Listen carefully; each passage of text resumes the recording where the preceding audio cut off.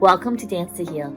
I'm your host, Jenny C. Cohen. Join me as I share stories of how dance and movement can bring healing in a way that is safe and tailored to your life. I'm a cancer survivor, mother of two, and an award-winning performer who found that movement was vital to my recovery. I created Dance to Heal Wellness and also authored the best-selling book, Outside of Recovery, Dancing My Way Back to Myself After Breast Cancer. I will bring new techniques to help you on your dance journey and healing path. Are you ready to move? Dance to Heal starts now. Hello, and I'm so excited. Audience, you in a treat for Lily Tran. Welcome. Welcome, Lily. Thank you for having me. Thank you, Jenny. Let me go through her extensive introduction, and you'll get the full intro though in the description for today's episode.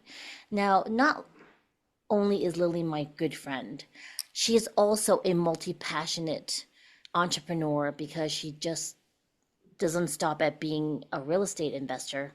She's also a coach in that industry, and she's a creator of the Shift to Thriving Brain Method. Now, we're both affiliated with PQ Coaching, and I can tell you that this methodology is extremely effective. And if you've ever been even a little bit interested in real estate, Lily is the person for you to approach. Right, Lily? Yes. Explain to us though why. What is what is the let's say because I really am really interested in real estate and I'm new to it completely, other than my mom complaining about how her rental is a lot of a problem. Other than that, tell anybody like ourselves who are even interested in real estate, what are some things we need to know? So yeah, I love real estate because while working for 9 to 5 before in a corporate world, real estate allowed me to be financial independent at 40. So I used the money from 9 to 5, and I buy single family one by one. First, it was one per year, and then I want to retire a little bit earlier, more financial freedom. So I went to like two or three per year. So a lot of people don't understand entering into real estate, that is a little bit scary, or because they don't understand the process or the system. Um, Once you have the down payment, or even understand like how to purchase the property with like cheap and have the cash flow, um, then once you do it once, you kind of like, oh, I want to do more, because that cash flow of like 200 or 500 per month add up. So it's like if you have six property, six time 500, so you have those money, like, so there's like 3,000 or something like per month. Um, and then we have a 15 unit apartment that would also bring us cash flow. The more unit you have, sometimes it's not about the more unit you have. It's just like having the right plan and the right goal, and the right number, you know. So find a good deal is very important. And then network with people. Before the thriving brain method, I'm similar like you, like stressful every time the renter move out. Oh man, I'm gonna lose money fixing it up, and nobody gonna pay the monthly, and then now I have this huge mortgage to pay. Um, but as I go through that method, I was like, okay, let's calm our brain, that's in the survival mode, you know. So what is the solution?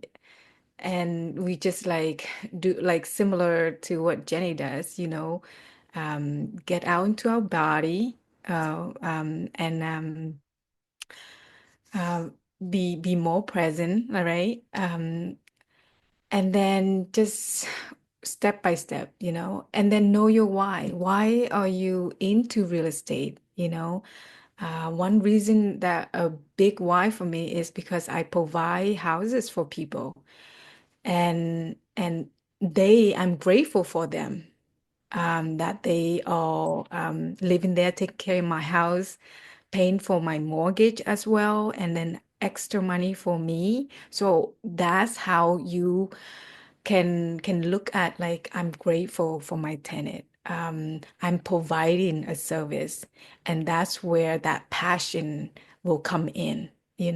Not, oh, I want money, oh, I want this, I want, that's where the survival brain will kick in when you're like, oh, my money's gonna take away from me because the tennis damaged this and that, right?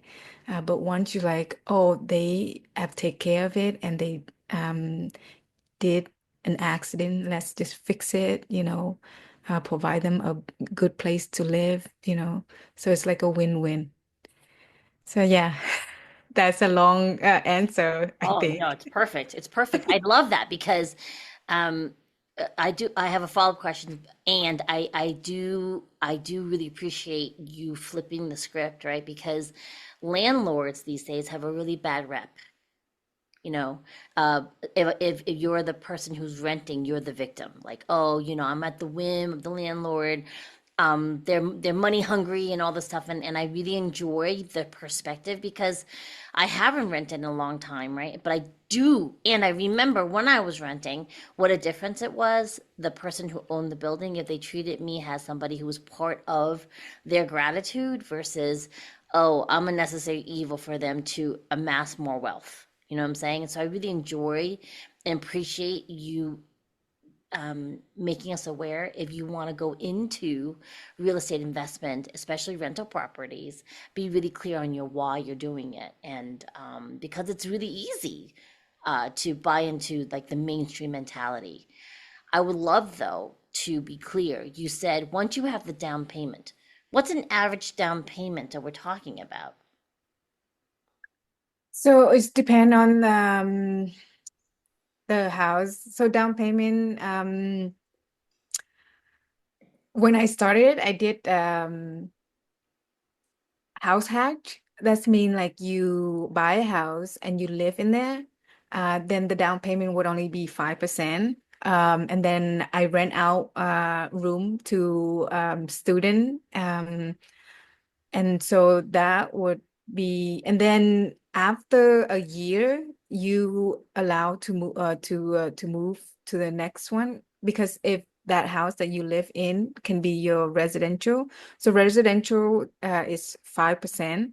Um, and then if you move to another, after a year, you move to another house, then you can do the same. That's my other residential house, and then you can have a lower down payment as well. So that's how I do it at first. Three houses is uh, bought one and then stay in there for a year and then rent out the room and then go to the next one and Wow. say, this is my new residential house. So the down payment is less. For like rental, if I don't want to move anymore and I want to stay in my house, and you found a fixer a house, then the down payment would be 20 to 25. But there's a lot of creative financing that a lot of real estate investors have to understand, like seller finance, where the owner of the house doesn't want to own it anymore, but they want to you to pay for their mortgage or something like that. That's called final seller finance. And there's a lot of different creative finance that have make win-win for the buyer and the seller. Because some people, they don't want to take care of that property, but they want that income, like you can pay them monthly, and you can get the property. So there's a lot of strategy and method. It's just that it's a lot of people afraid of losing money, which is true if you don't know what you're doing and you don't buy the right um, deal in at the beginning. So, but also that if you are in survival brain, you will never start, and your goal will never happen, and your dream will not happen. But if you go to the thriving brain, where you find solution, you find information, you find resource, you find tool, you find coaches, you find people that, oh, this is my goal, and you understand my goal. I have a system, I have a process to get you there. Speaking of process, audience members, make sure you go to Lily's website. It's Lily, Lily, a middle initial of L, and then Tran, TRAN.com, because she has a plethora of resources and opportunities to work with her. I really love this little sneak peek of the ways anyone like myself can break into the real estate industry, right? Because it feels like you just told us some hidden secrets that not everyone talks about. They are always saying, "Oh, there's a way to do it," but we don't know what it is. And now you're saying, "Oh, here's an example of this, and here's an Mhm. example of this," because I didn't even know there were options like that, Lily. Mhm. So make sure you go to lilyltran.com. And then the other thing is, right, Lily, starting in 2026, you're going to be offering other things, which is why we have this tropical background in our interview. Tell my audience about this. So, I wanted to be like a rounded real estate investor. I used to work 9 to 5 in corporate world for 10 years and really hardworking, and I really don't even know how to enjoy or what it is to follow my passion, what is it to follow my dream. And once I reached to the point of oh, I can start my own business and go to that thriving brain that we don't use a lot. And I came up with more idea of like, oh, because I do retreat once in a while with other people. So I was like, okay, I'm gonna put up a retreat for real estate investor or people who just want to get out in the world, like into Peru, and into like eventually I want to do one in Vietnam or Japan.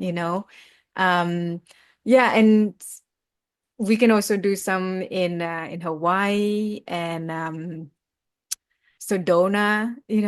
So retreat is kind of like recharge, reset, and we kind of like look back and be clear on your goal and your why, and then execute. It's kind of like bow and arrow. You pull it back, like that's a retreat. You pull it back, and then once you let it go where you want to go and hit that target better. So that's how I see retreat is. I love it. It's this recharge, reset, and renew. Yeah. Yeah, I love that. There's something to be said, folks who are listening in right now or watching the video from YouTube. There really is a invaluable tool to be able to leave your surroundings that are very familiar, and you go to a place that gives you the permission to rest. Because if Hmm. you don't rest, it's very, very hard to even have a clear vision of where you're going. Hmm. Hmm. Really, Hmm. truly. And we were just I was in Mexico, Los Cabos, and I forgot that my body prefers heat. My body just I mean, I live in Utah where we're in the middle of a cold front coming in this week. Hmm. And we were warm for like a week. Like spring came in, and we're at high altitude, so we're closer to the sun.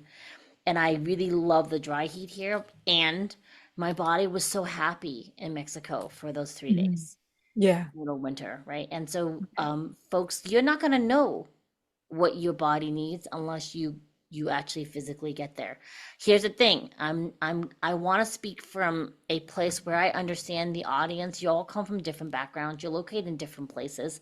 Some of you are located in New Zealand, and I know some listeners are in India and Dubai. And we don't all have the same financial wherewithal to just be like, oh yeah, sure, Jenny, I'm gonna go to Mexico. I didn't pay for that one. That was my husband's company he works for, is his reward trip. So let's just be clear. I wasn't paying for my own trip. I hiked it with my husband for his hard work. Nonetheless, Lily is here because I wanted to provide for you another methodology to achieving financial independence. Lily, I love your platform that is very important to become financially independent. Will you speak on that a little bit more? Because we're both Asian presenting women, and oftentimes it's this anti culture of how we were brought up about like, oh, what do you mean you're focused on making money? What does that mean specifically? And I would love for you to speak on why you want to increase financial independence for people. Um, Financial independent to me mean freedom of choice, and freedom to work anywhere and any place. But I did work a lot, and my I was also in survival brain, you know. Now I work enough and enjoy. Financial independent for women is more resource, louder voices, you know. So that's important to me just to make impact and spread the word that is possible. Um, Financial independence is possible.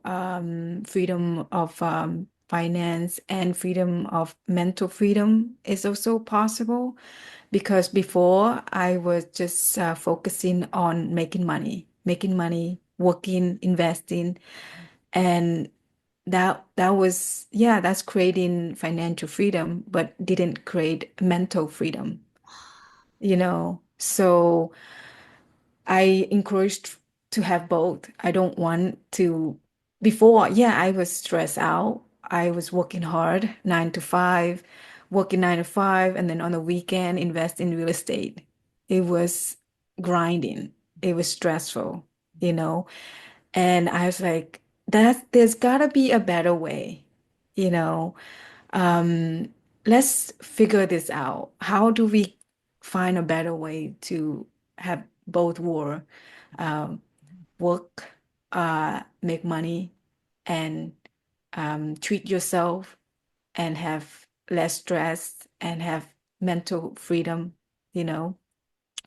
And that's what um, I want to do like just to give them a method and say, hey, I know you've been working really hard, and this is a method for you to move from working hard, but also less stress, less anxiety, you know, looking at situation differently and finding solution with ease and flow, you know, and then treat yourself, you know, go on a retreat.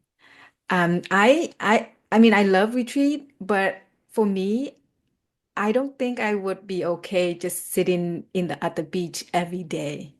That's not my thing either, you know.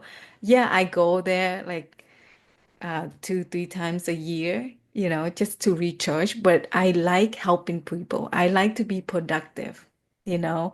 I like to do stuff that benefit people or myself or my kid, learning, you know, exploring. That's what I like to do. Yeah, you know, retreats is great just to plan it out, to reset, to recharge, you know, to rise together, to connect with people, to see something that you haven't seen, you know, like experience the food, the culture, and yeah, so and the network. And you never know that person might sell your house, sell their house, or they want to buy their house, and they need you to buy their house, whatever. It's just networking.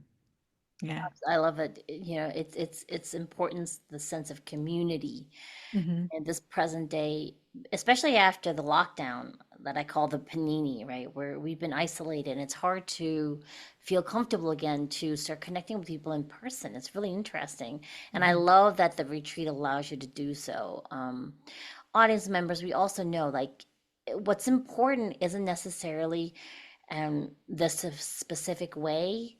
I love that Lily was willing to share her perspectives on how being independently strong financially allows you more choices. That's the key. And later on this month and this coming month and also this spring, I will be bringing on other guests that will give you other ways to also find your financial independence. This isn't the only way. However, Lily's approach is one I firmly and strongly support. So if you go to lilyltran.com, it is another way for you to learn what you need.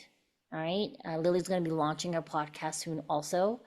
I am the advocate of the more coaches and mentors you personally have, the better you're equipped to go in your own unique direction. Now, I'm not asking or suggesting anybody has more than maybe 5 to 10 people that they're getting input from. More than that, I think it's like any type of friendship crowd. You can't manage that many people unless you have assistants to manage your friends. It's just the way it is. Like I'm married and I have two grown kids and a house of pets. So my energy of focus on relationships is also I have to be very careful not to spread myself thin. That's another topic you're learning about in this podcast, right? To understand what serves you and what your sole purpose is in this lifetime. And I know Lily's one of the, if you're resonating, and sometimes people are like, oh, I don't know if she resonates with me. Go to danceandheal.com. You get my free class, you dance it out, get more in your body, and then come back to this episode.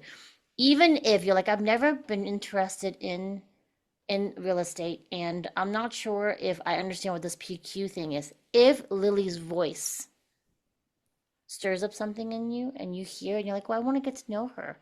When you go to her website, lilyltran.com, you could book a free 30-minute call with her, no obligations, and just be in the space with her. Okay? And she may be able to direct you in a direction you're meant to go into. Any last words for my friends, Lily? Yeah, like what you said, Jenny, we have one life to live, we can work hard and get what we want, or we can work ease and flow and get what we want and less stress, right? You just have to be consistent, know your why, and just follow what your heart and yeah. So, yep. I love you so much, you guys. She's so sweet. And well, I think because there's other things that Lily talks about that we're gonna probably have her come back because she's a mom and I love the fact that you like volunteer too for your kids' sports. It's there's way more layers to explore, and so I think Lily will have to come back for like a part two. Does that sound good to you? Yeah, if you want to talk about my personal life, yeah, that's another story. Yeah. Yeah, because I also volunteer. I with soccer and volunteer with like church. I volunteer with multiple places just to fill my cup with like just be out there and have fun. Exactly. And so I hope you're here. I hope you heard the difference in Lily's voice when she shifted into talking about volunteering, right? And I don't know if you would necessarily have had as much ease volunteering if you weren't more financially independent. That's the key, folks. If you're not allowing yourself the lack of stress in your purpose of your work, you have a lot less energy for the things you enjoy, like volunteering. Like I love doing dance and anything dance related. That actually requires energy. And if I don't have enough ease and flow in my work, it takes away from the energy for me to enjoy the things that I want to do. Right. So, on Mhm. that note, we're going to see you all next time. Bye bye. Bye. Thanks for listening to Dance to Heal with Jenny C. Cohen. Come back next time to hear stories of recovery through movement and learn more ways that you can move your body. To work with me and continue your journey, visit OutsideInRecovery.com. Are you ready to move?